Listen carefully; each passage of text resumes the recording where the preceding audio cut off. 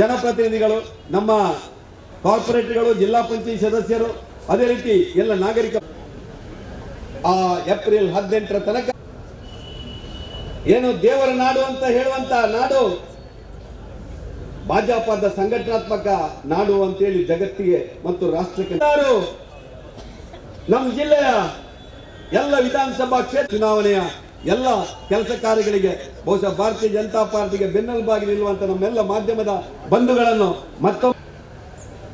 ಮತ್ತೊಮ್ಮೆ ದೇಶದ ಮುಂದೆ ನರೇಂದ್ರ ಮೋದಿ ಅನ್ನುವಂತ ಹೆಸರಿನಡಿನಲ್ಲಿ ಚುನಾವಣೆ ಇವತ್ತು ನಡೀತಾ ಇದೆ.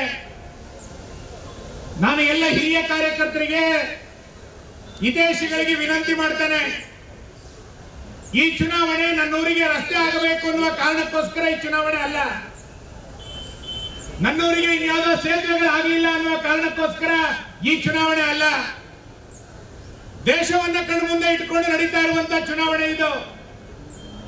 ನರೇಂದ್ರ ಮೋದಿ ಅವರು ತೆಗೆದುಕೊಂಡಂತ 16 ನಿರ್ಣಯಗಳು ಇನ್ನಷ್ಟು ಮುಂದುವರಿಬೇಕು ಅನ್ನುವ ಕಾರಣಕ್ಕೋಸ್ಕರ ನಡೀತಾ ಇರುವಂತಹ ಚುನಾವಣೆ ಇದು.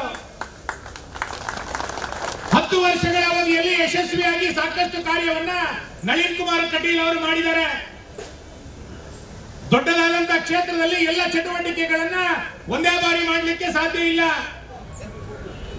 ಮಹಾಗಠಬಂಧನ ಯಾವುದೇ ರಾಜಕೀಯ ಪಕ್ಷಗಳಿಗೆ ನೀವು ಕೇಳಿ, ಯಾವ ಕಾರಣಕ್ಕೆ ಮಹಾಗಠಬಂಧನ ಆರಂಭ ಆಯಿತು ಅಂತ. ದೇಶಕ್ಕೆ ಒಳಿತನ್ನ ಮಾಡಬೇಕು ಅನ್ನುವಂತ ಕಾರಣಕ್ಕೋಸ್ಕರ ಮಹಾಗಠಬಂಧನ ಅಲ್ಲ, ದೇಶಕ್ಕೋಸ್ಕರ ಒಳ್ಳೆಯ ನಿಲುವುಗಳನ್ನು ತೆಗೆದುಕೊಳ್ಬೇಕು ಅನ್ನುವ ಕಾರಣಕ್ಕೆ ಮಹಾಗಠಬಂಧನ ಅಲ್ಲ. ಮಹಾಗಠಬಂಧನ ಒಂದೇ ಒಂದು ಉದ್ದೇಶ ಅಂತಂದ್ರೆ ನರೇಂದ್ರ ಮೋದಿ ಅವರನ್ನ ನಾವು ಅಧಿಕಾರದಿಂದ ದೂರ ಇಡಬೇಕು, ಅದಕ್ಕೋಸ್ಕರ ಮಹಾಗಠಬಂಧನ ಅಂತ ಹೇಳ್ತಾ ಇದ್ದಾರೆ. ಈ ಕಾರಣದಿಂದ ಮತ್ತೊಮ್ಮೆ ಮೋದಿ ಅನ್ನುವಂತ ಘೋಷಣೆ ನಮ್ಮ ಕಣ್ಮುಂದೆ ಇದೆ. ಅದನ್ನ ಹೃದಯದೊಳಗೆ ಸಂಕಲ್ಪ ಮಾಡ್ತಾ ನಾವು ಚುನಾವಣೆಗೆ ಇವತ್ತು ಎದುರಿಸಬೇಕಾಗಿದೆ. ದೇಶದಲ್ಲಿ ಒಳ್ಳೆಯ ವಾತಾವರಣ, ಎಲ್ಲರೂ ಕೂಡ ಮೋದಿಯನ್ನ ಬೆಂಬಲಿಸುವಂತಹ ವಾತಾವರಣ ಇವತ್ತು ನಿರ್ಮಾಣ ಆಗಿದೆ. ಡೆಲ್ಲಿಯ ಮಾಜಿ ಮುಖ್ಯಮಂತ್ರಿ ಶೀಲಾ ದೀಕ್ಷಿತ್ ಈಗಾಗಲೇ ಹೇಳಿದ್ದಾರೆ, ನರೇಂದ್ರ ಮೋದಿ ಅವರ ಆಡಳಿತ ಒಂದು ಒಳ್ಳೆಯ ಆಡಳಿತ ಅಂತ ಹೇಳಿದ್ದಾರೆ. ಇವತ್ತು ನಾಮಪತ್ರವನ್ನ ಸಲ್ಲಿಕೆಗೆ ಹೋಗಬೇಕಾದ್ರೆ ನಮ್ಮ ವಿಶ್ವಾಸ ಇನ್ನಷ್ಟು ಮಂಗಳೂರಿನಲ್ಲಿ ಜಾಸ್ತಿ ಆಗಿದೆ. ಗೌರವಾನ್ವಿತ ಜನಾರ್ದನ ಪೂಜಾರಿ ಅವರು ಈಗಾಗಲೇ ಘೋಷಣೆ ಮಾಡಿದ್ದಾರೆ, ನಳಿನ್ ಕುಮಾರ್ ಅವರು ಗೆಲ್ತಾರೆ, ಮುಂದಿನ 2 ಬಾರಿ ನರೇಂದ್ರ ಮೋದಿ ಅವರೇ ಪ್ರಧಾನಮಂತ್ರಿ ಅಂತ ಹೇಳಿದ್ದಾರೆ. ಹಾಗಾಗಿ ಕಾಂಗ್ರೆಸ್ಸಿನ ಸ್ಪರ್ಧೆಯ ಬಗ್ಗೆ ನಾನು ಹೆಚ್ಚು ತಕರಾರುಗಳನ್ನು ಮಾಡೋದಿಲ್ಲ. ಆದ್ರೆ ಆಶ್ಚರ್ಯ ಅಂತಂದ್ರೆ ಕಾಂಗ್ರೆಸ್ಸಿನ ಅಭ್ಯರ್ಥಿ ಎಲ್ಲ ಒಂದು ಕಡೆ ಉಲ್ಲೇಖ ಮಾಡಿದ್ದು ಪತ್ರಿಕೆಗಳಲ್ಲಿ ನೋಡಿದೆ, ನಾನು ಸಾಮಾಜಿಕ ತಾಣಗಳಲ್ಲಿ ನೋಡಿದೆ. ನಾನು ಈ ಬಾರಿ ಗೆದ್ರೆ ಮಂಗಳೂರಿನಲ್ಲಿ ಸಂಘ ಪರಿವಾರವನ್ನ, ಬಜರಂಗ ದಳವನ್ನ ನಿಷೇಧ ಮಾಡ್ತೀನಿ ಎನ್ನುವಂತ ಸಂಗತಿಯನ್ನ ಅಭ್ಯರ್ಥಿ ಉಲ್ಲೇಖ ಮಾಡಿದ್ದಾರೆ ಅಂತ. ಕಾಂಗ್ರೆಸ್ಸಿನ ಹಿರಿಯ ನಾಯಕರುಗಳಿಗೆ ಆಗಲಿಲ್ಲ, ಯಾರೋ ಒಬ್ಬ ಬಚ್ಚಾನಿಗೆ ಆಗುತ್ತೆ ಅಂತಂದ್ರೆ ಆಶ್ಚರ್ಯ ನನಗೆ.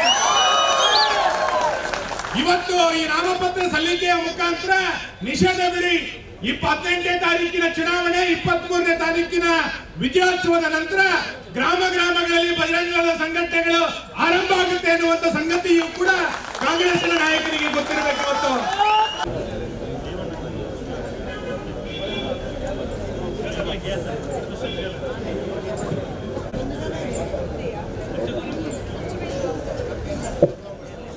ಭಂಡಾರಿ ಅವರು ಕೂಡ ಆಗಮಿಸಿದ್ದಾರೆ. ಮೋನು ಭಂಡಾರಿ ಅವರು ಕೂಡ ನಮ್ಮ ಜೊತೆ